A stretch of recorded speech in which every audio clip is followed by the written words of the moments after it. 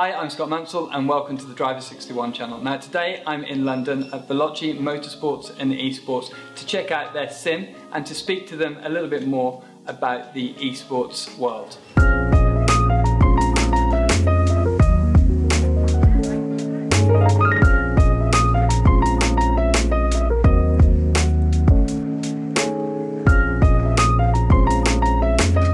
I'm here with Jamie Chadwick, British F3 driver, having a great year.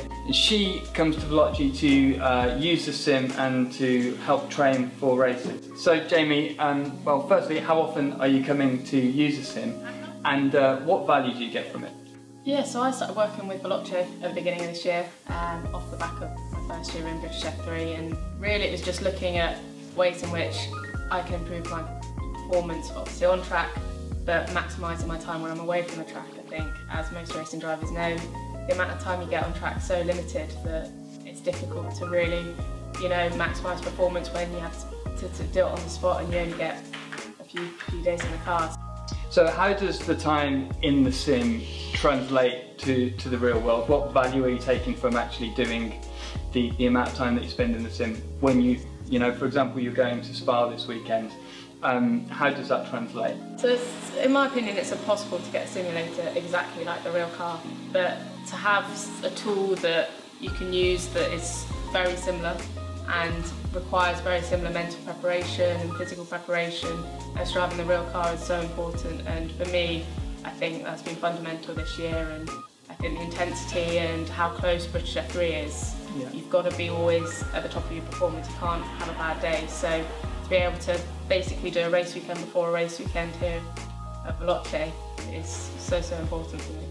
So when you come here to train on the sim, how much time are you actually spending on the track? Are you changing things like setup to understand that a little bit more, or is it just purely to prepare you mentally?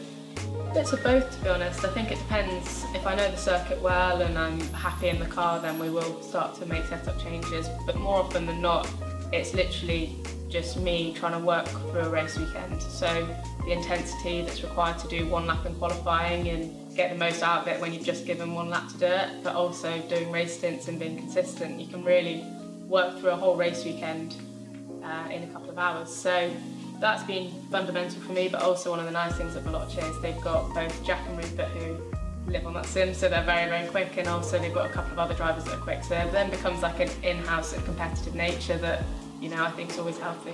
Yeah, obviously aside from using it for training, it is a lot of fun to use the sim. So you're racing in British F3 this year, but you're also competing with some eSports. So that's a really interesting concept for a real world driver to go and compete in eSports. How are you finding that, and what are you doing?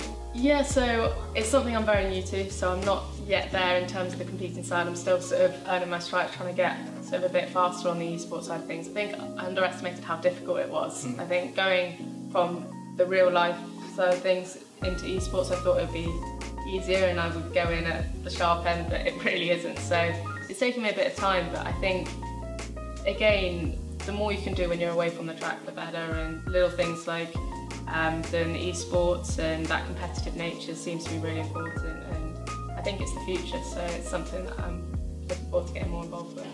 I guess from a driving perspective, you're using a similar skill set but not exactly the same as real world racing.